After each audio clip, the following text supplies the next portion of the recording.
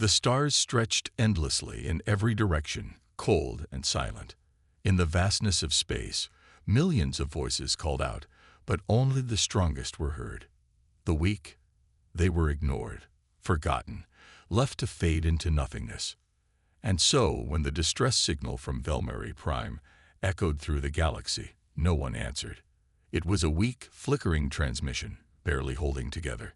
Static filled most of the message, but a desperate voice broke through the interference.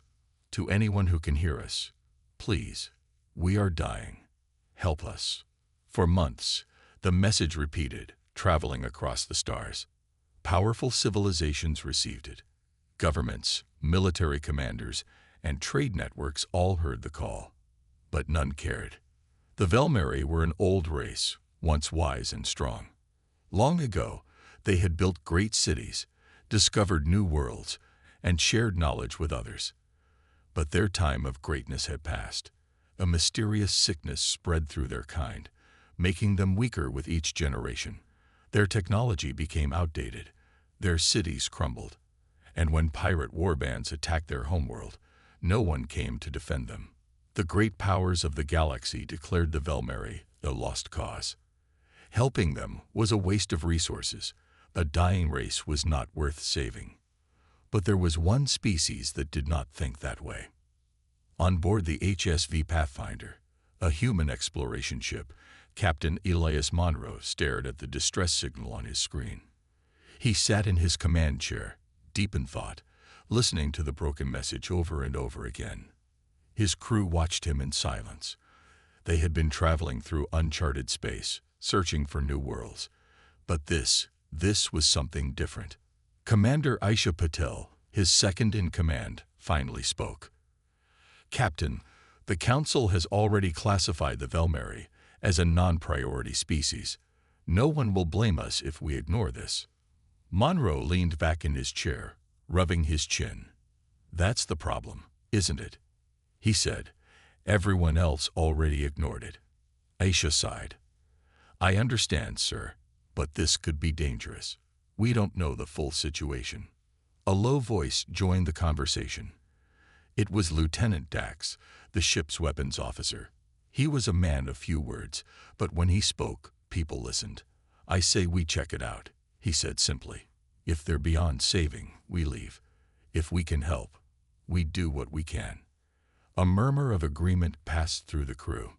Monroe smiled slightly. He had chosen his crew well. People who still believed in doing the right thing, even when the rest of the galaxy didn't. All right, Monroe said, standing up. Set a course for Velmary Prime. Let's see if we can be the first ones in the galaxy to actually care. The ship jumped to light speed, racing toward the forgotten world. Velmary Prime was dying. When the HSV Pathfinder dropped out of hyperspace, the crew saw the planet's condition with their own eyes. Brown clouds covered the atmosphere. The oceans had shrunk, turning into dried wastelands. The great cities of the Velmary, once shining with energy, were now crumbling ruins, barely holding together. Monroe and his team landed near what seemed to be the last functioning settlement. As they stepped out of their ship, they saw thin, weak figures watching them from a distance. The Velmary were humanoid, but taller and more slender than humans. Their once bright blue skin had turned pale and lifeless. Their eyes, which had once been full of wisdom, now held only fear and exhaustion. A small group of them approached cautiously. An elderly Velmary, leaning on a wooden staff, stepped forward. You are not like the others, he said in a trembling voice. You came. Monroe removed his helmet, letting the alien see his face clearly. Yes, he said. We heard your call. The old Velmary's eyes widened in shock. No one was supposed to come, he whispered. The galaxy has abandoned us. Why would you? Monroe glanced at the ruined city, the sick and starving people watching them. He took a deep breath and said, because we're not like the rest of the galaxy. For the first time in years, hope returned to the eyes of the Velmary. The wind howled through the ruins of Velmary Prime, carrying the scent of dust and decay. Captain Elias Monroe and his crew walked carefully through the broken streets, their boots crunching over shattered stone and rusted metal. Every building they passed told the same story. Once grand, now lifeless, the Velmari, once a proud race, had been reduced to ghosts in their own cities. The elderly Velmari who had greeted them, Eroth, led them toward the center of the settlement. His frail body trembled with each step, but his eyes burned with determination. The other Velmari watched from the shadows, their thin, hollow faces filled with fear and curiosity. As they approached what looked like an old temple or council hall, Monroe noticed something troubling. There were no young Velmari. The few survivors were all elderly or weak, barely able to stand. "Where are the others?" Monroe asked gently. Eroth stopped at the temple entrance, gripping his staff tightly. He let out a tired sigh before speaking. "Gone," he said. "Some taken by slavers, others died from the sickness." Monroe exchanged a glance with Commander Aisha Patel. She was already scanning the area with her medical device, her brows furrowing as she read the results. "This sickness they're talking about," Aisha said, "it's not a virus. It's something else." Monroe frowned. "Explain." Aisha knelt beside a nearby Velmari, scanning their thin blue skin with her handheld device. She studied the readings carefully before speaking. "It looks like their bodies are shutting down," she said, "but not from disease. Something is breaking down their cells, almost like slow poisoning." Eroth closed his eyes. "We do not understand it either. It came slowly. Our healers tried everything, but no cure was found. And when we asked for help, the galaxy turned away." Monroe felt anger rise inside him. He had seen cruelty before, planets ignored, civilizations left to rot. But this was different. This was deliberate neglect. Suddenly, a loud explosion echoed through the ruins. The ground shook, and the air filled with dust and smoke. "Captain, we've got trouble," called Lieutenant Dax, reaching for his weapon. Monroe turned toward the source of the explosion. In the distance, a group of armed figures marched toward the settlement. They carried scrap metal weapons and wore armor patched together from stolen technology. Their leader, a towering figure with glowing red eyes, raised a loudspeaker to his mouth. "Velmari, you still have things of value. Hand them over, or we will take them by force." Eroth's face paled. "The Teresh marauders," he whispered. "They come to steal what little we have left." Monroe's fists clenched. Pirates. Raiders. The kind of people who preyed on the weak.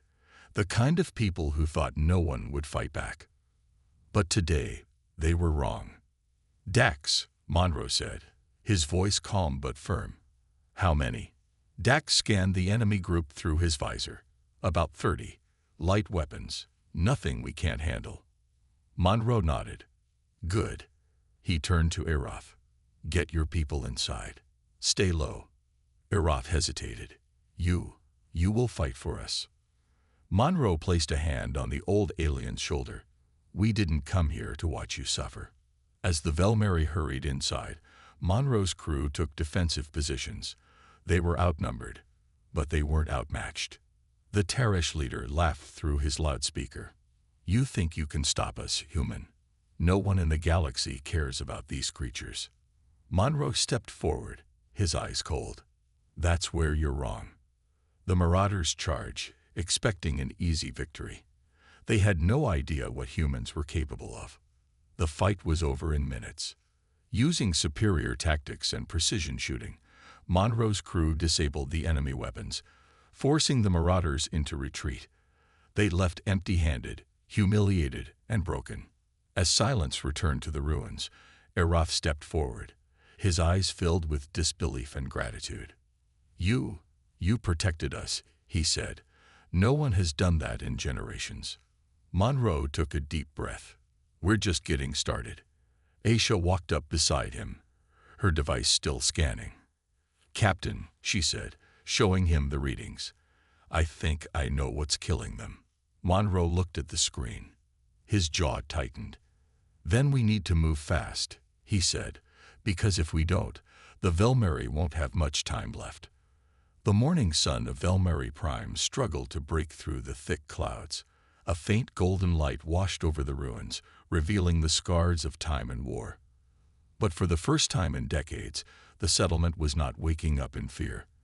The humans had fought back, the Terrish marauders, and the Velmeri had seen something they had long forgotten: hope. Captain Elias Monroe stood on a high platform, watching the survivors below.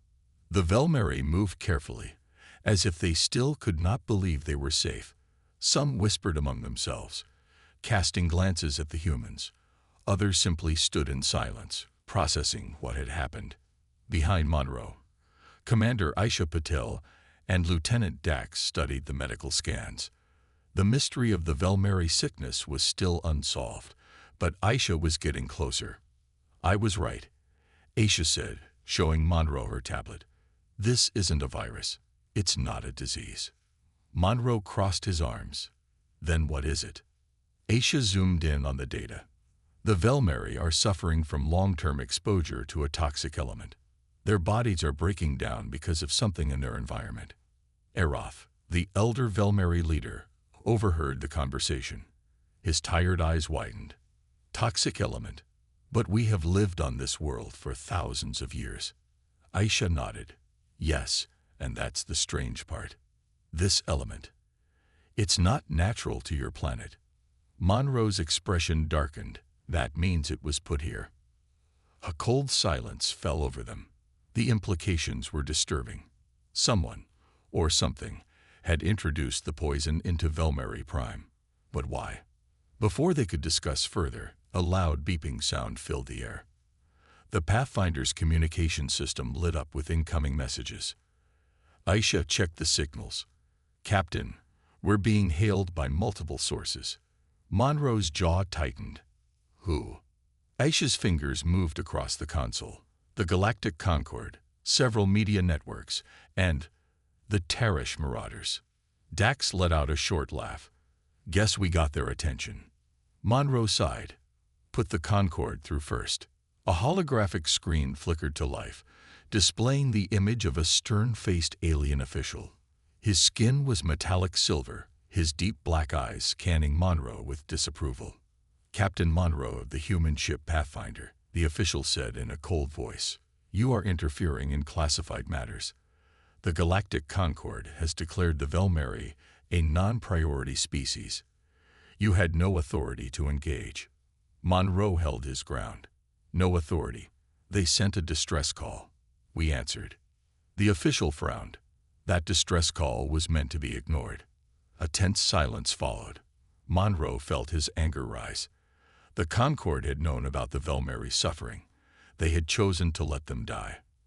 "I don't answer to your non-priority orders," Monroe said firmly.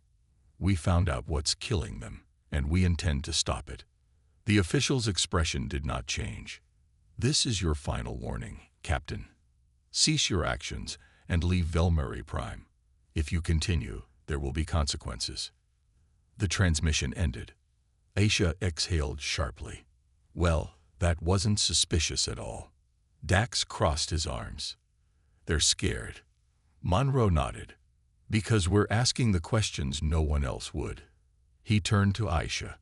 "Let's see what the marauders want." A new hologram appeared, this time showing the Terrish marauder leader, the same one who had tried to raid the settlement the day before. His red cybernetic eyes glowed as he grinned. "You made a mistake, human," he growled. "You should have let us take what we wanted." Monroe remained calm. "You lost. Accept it." The marauder leader's grin widened. "You think this is over? You have no idea who you're dealing with." The transmission cut out, leaving an uneasy silence. Eroth, who had been quietly listening, finally spoke. "You have angered them. They will return." Monroe nodded. "Let them." He turned to his crew. "We need to fortify this place. The Velmeri are not defenseless anymore." Later that night, under the dim light of flickering torches and human floodlights, Monroe and his team worked side by side with the Velmeri. They'd reinforced buildings, set up automated turrets, and trained the strongest survivors in basic self-defense. The Velmeri, though weak, were eager to learn. Dax showed a young Velmeri how to hold a weapon properly. Aisha worked on a potential cure for the sickness. Monroe coordinated their defenses, knowing they had little time. As he stood on the walls of the settlement, he looked up at the stars above. Somewhere out there, the galaxy was watching. The Concord wanted them to leave. The Marauders wanted revenge. But Monroe wasn't going anywhere. Because when the galaxy turned its back, humanity stepped forward. And they would fight for those who had no one else. Night had fallen over Velmeri Prime, but the settlement was far from silent. The humans and Velmeri worked together, reinforcing weak buildings, setting up energy barriers, and preparing for the inevitable return of the Terrash Marauders. Captain Ilias Monroe stood on a makeshift balcony, scanning the horizon through his binoculars. The land stretched far and empty, bathed in a pale moonlight. Too quiet. His second-in-command, Commander Aisha Patel, approached him. She held a datapad, her face tense. "Captain, I have the results of our scans. You're going to want to see this." Monroe turned toward her. "What did you find?" Aisha handed him the datapad. "The poison killing the Velmeri. It's in their water supply." Monroe frowned. "Water? But Erath said they've been drinking from the same rivers for generations." Aisha nodded. "That's why this doesn't make sense. The contamination isn't natural. Someone introduced it. And here's the worst part.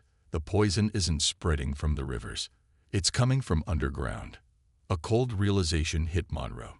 "You mean it's been placed there intentionally?" Aisha's jaw tightened.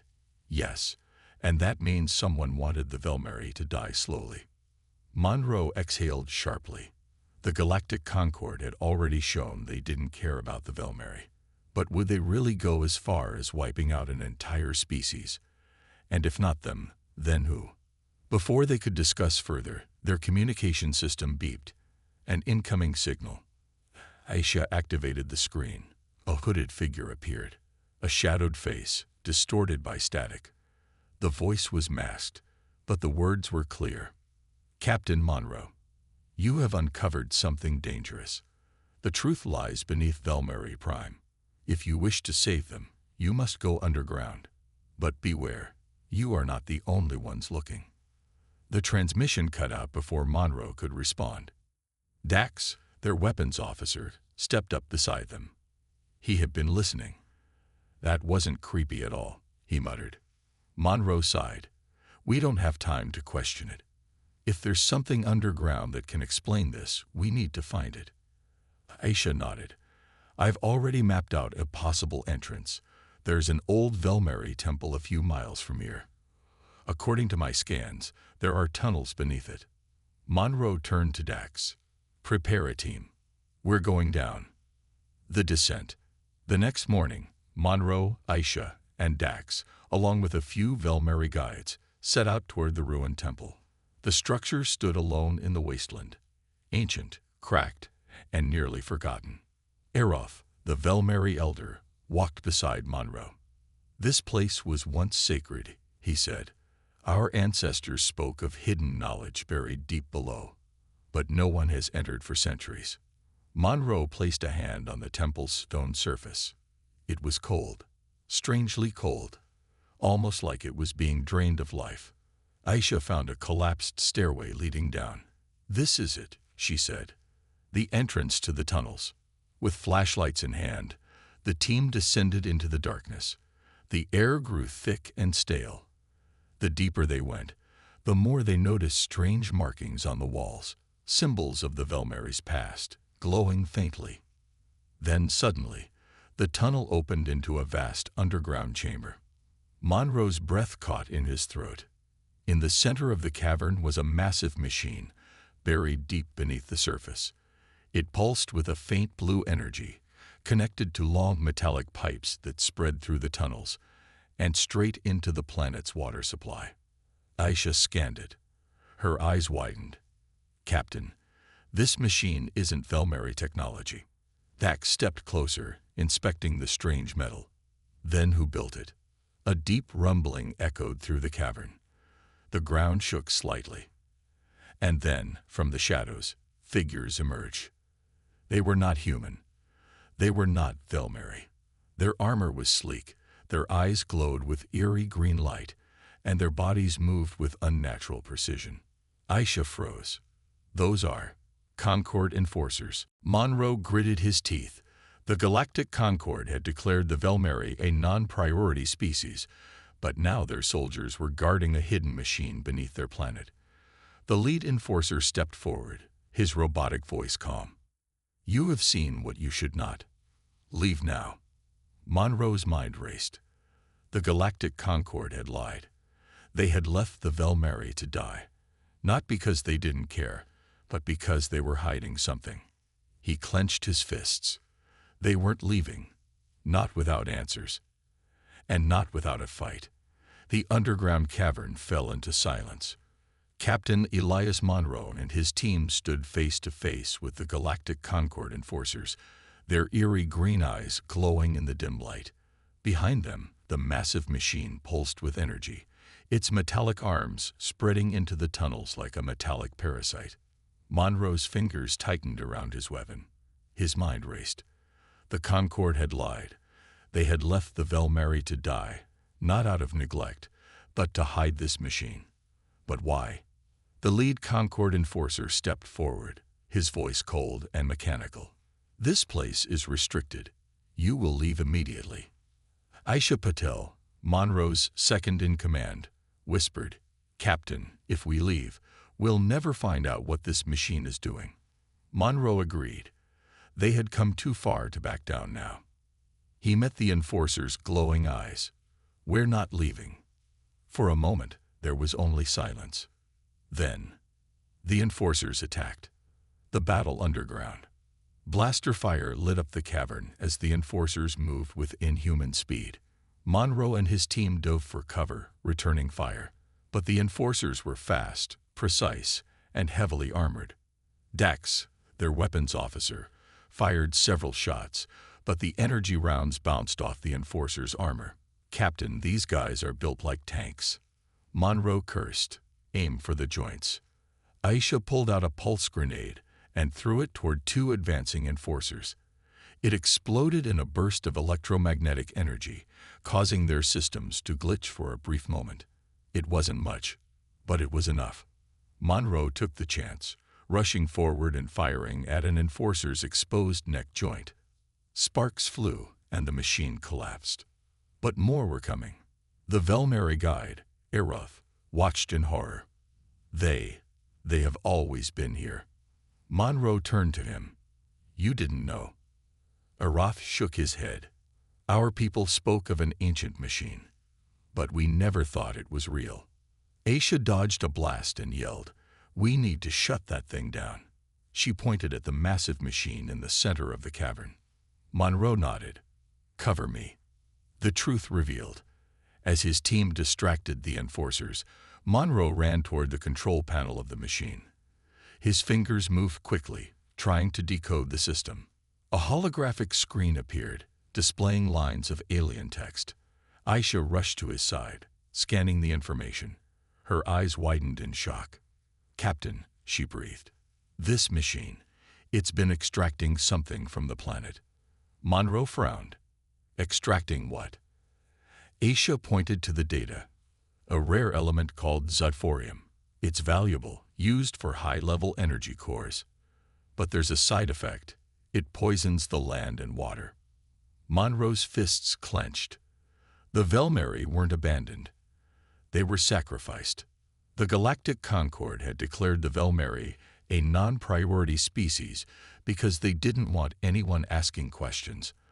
They had turned this planet into a secret mining operation, slowly killing its people while extracting its resources. Dax shouted from behind, "Captain, we need to move. More enforcers are coming." Monroe gritted his teeth. He had a choice: escape now or destroy the machine and expose the truth. But for him, there was only one choice. "We're shutting this thing down," he said, "for the Velmeri. Shutting it down." Aisha worked quickly, hacking into the system. The machine's energy field flickered as she bypassed its controls. The cavern shook. The machine's arms retracted, and the pulsing blue energy dimmed. The enforcers suddenly froze, their systems glitching. Dax grinned. Looks like they're connected to it. The remaining enforcers collapsed, their power drained. The machine was shutting down. Monroe helped Aisha up. We did it. Eroth stared at them, tears in his ancient eyes. You saved us. Monroe looked at him. Not yet. The Concord won't let this slide. We need to get this evidence to the galaxy. Aisha transferred the machine's data to her datapad. We have proof now. Monroe turned to his team. Then let's get out of here before the Concord sends reinforcements. The next fight. As they climbed back to the surface, Monroe looked back one last time at the cavern. The machine was dead, but the fight was far from over. Because now, the whole galaxy needed to know the truth, and humanity would make sure no one ignored it. The underground cavern shook violently as Captain Elias Monroe and his team rushed up the stone steps toward the surface. Behind them, the massive Xiphorium extracting machine was shutting down, its energy pulses fading into darkness. The Velmeri guide, Eroth, struggled to keep up. Are you sure the enforcers are gone? He panted. Monroe glanced back. For now, but we don't have much time before the Concord realizes what we did. As they reached the surface, the morning sun bathed Velmeri Prime in golden light. The air was fresh, but Monroe knew danger was close. Aisha Patel, their tactical officer, checked her datapad. I transferred the machine's data to our ship. We have everything we need to expose the Concord. Dax, the weapons expert, grinned. So we just need to leave the planet without getting shot down. Easy, right? Monroe sighed. Nothing was ever that easy. Their ship, the Star Hunter, was hidden in a valley nearby. But the moment they stepped outside the ruins, Monroe's radio crackled. Captain, this is Lieutenant Reyes. We have a problem. Monroe grabbed his radio. What's going on, Reyes? Reyes' voice was tense. Concord warships just entered the system. They're scanning for us. Aisha swore under her breath. They're already here. Monroe turned to the team. We have to move. Now. A desperate escape. The team sprinted across the open landscape toward the valley where the Star Hunter was hidden. The ground was rough, and dust rose with every step. Dax glanced up. Captain. We have incoming. Monroe looked toward the sky. Two sleek Concord fighter ships roared overhead, their engines leaving a faint blue trail. They found us, Aisha muttered. A sudden explosion erupted behind them. The Concord ships had opened fire. Monroe shouted, Scatter. Get to the ship. Blaster bolts rained down, scorching the earth. Monroe dodged left, pulling Eroth with him. Dax rolled behind a rock, returning fire with his rifle. Aisha, moving fast, tapped her wrist communicator. Rise. Prep the ship for immediate takeoff. The Star Hunter was now visible, a sturdy, battle-worn ship with blue thrusters. The boarding ramp was already lowering. Monroe sprinted for it, firing a few quick shots at the Concord fighters. They barely scratched the enemy ships, but it bought them a few seconds. Dax reached the ramp first, helping pull Eroth aboard. Aisha and Monroe followed right behind. The moment they were inside, Monroe slammed the control panel, closing the ramp. He ran to the cockpit, where Reyes was already powering up the engines. They're locking onto us, Captain, Reyes shouted. Monroe strapped in. Then let's give them something to chase. The Star Hunter takes flight. The Star Hunter's engines roared, lifting off the ground in a blast of blue energy. The Concord fighters immediately gave chase, firing rapidly. Blaster bolts grazed the hull, making the ship shake violently. Dax was at the weapons console, returning fire.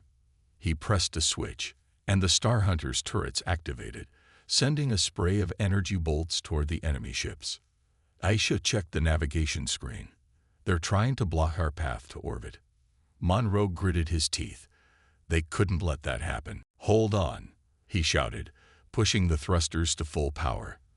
The Star Hunter barreled upward, twisting between enemy fire. One of the Concorde fighters tried to flank them, but Dax fired a well-aimed shot. A direct hit.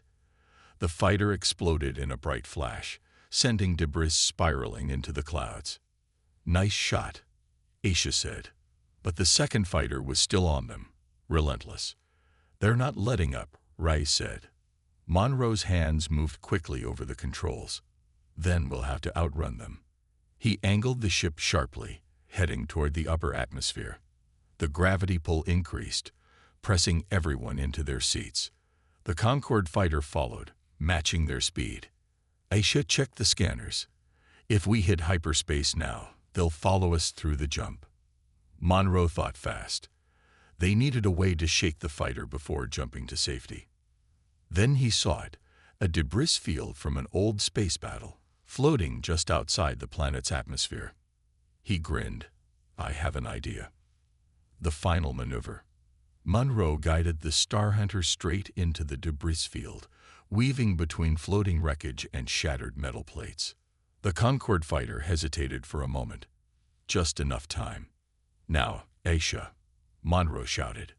Aisha pressed a switch, releasing a set of high-energy flares behind them. The sudden flash disoriented the Concorde ship, making it veer off course.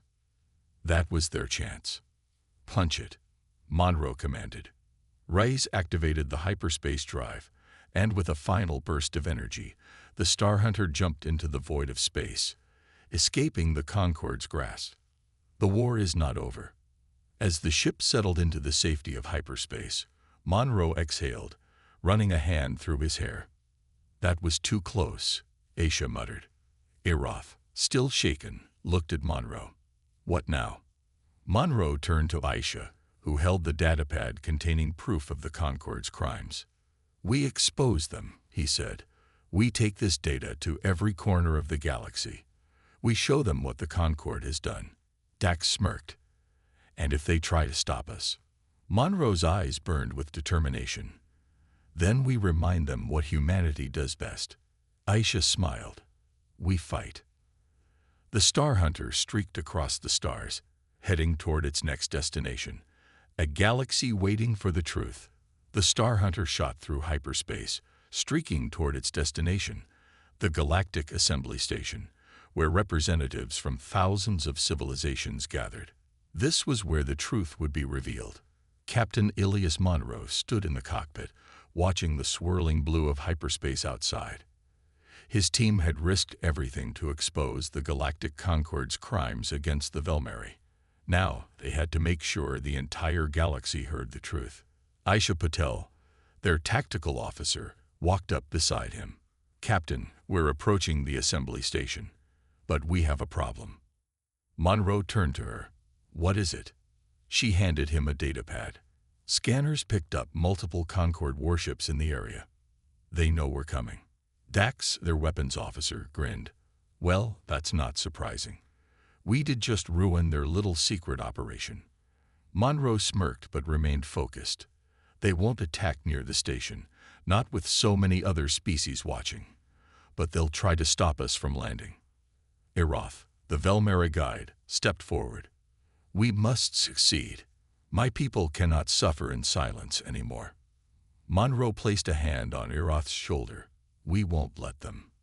Reyes, the pilot, dropped them out of hyperspace, and the Galactic Assembly Station came into view. A massive space station orbiting a blue gas giant, its golden spires reaching toward the stars. And waiting nearby were 5 Concorde warships, blocking their path. Breaking through the blockade. The radio crackled. A cold voice came through. Admiral Renaud of the Concorde. Star Hunter, you are ordered to turn back immediately. Any attempt to land will be considered an act of hostility. Monroe grabbed the radio.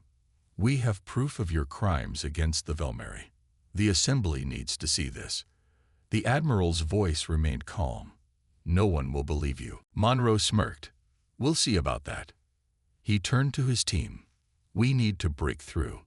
Rise, take us in fast. Dax, be ready on weapons. Rise pushed the thrusters, and the Star Hunter dove toward the station. The Concorde warships opened fire, sending streaks of blue energy across space. Dax fired back, hitting a few weak points on the enemy shields, but they were outnumbered. We won't last long in a fight, Aisha warned. Monroe's mind raced. They needed a distraction. Then he had an idea. Aroth, he said quickly, do the Velmeri have any allies in the assembly? Aroth nodded. The Orani diplomats have always supported us. Monroe handed him the radio. Broadcast a distress signal to them. Tell them everything. Aroth nodded and began speaking in his native language, sending the message out. Meanwhile, the Star Hunter twisted and turned, dodging Concorde fire. Then suddenly, the Orani fleet appeared from hyperspace. Monroe grinned. Looks like we have backup. The Orani warships moved in, forcing the Concorde ships to break formation. The blockade was falling apart. Reyes took the chance and sped toward the station. We're almost there, Aisha shouted, revealing the truth. The Star Hunter landed in the heart of the assembly station. The team rushed out, carrying the evidence.